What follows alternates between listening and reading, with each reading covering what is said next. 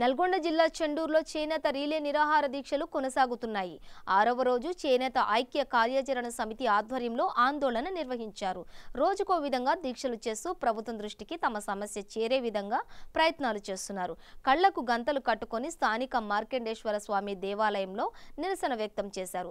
ఇప్పటికైనా ప్రభుత్వం స్పందించి చేనేత కార్మికులను ఆదుకోవాలని డిమాండ్ చేశారు. చేనేత కార్మికుల ఐక్యత వర్ధిల్లాలే, చేనేత కార్మికుల ఐక్యత వర్ధిల్లాలే, చేనేత కార్మికుల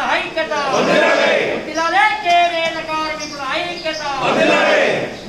నేతపై మొగ్గపై ఉన్న నేత చీరలను, మొగ్గపై ఉన్న పట్టు చీరలను, మొగ్గపై ఉన్న పట్టు చీరలను, మొగ్గపై విధించిన జిఎస్టీని, మొగ్గపై విధించిన జిఎస్టీని, నూలుపై విధించిన జిఎస్టీని, నూలుపై విధించిన జిఎస్టీని, చేనేత కార్మికుల ఆకలి సాగులను, చేనేత కార్మికుల ఆకలి సాగులను, జై నేతన్న, జై నేతన్న, జై నేతన్న, జై నేతన్న.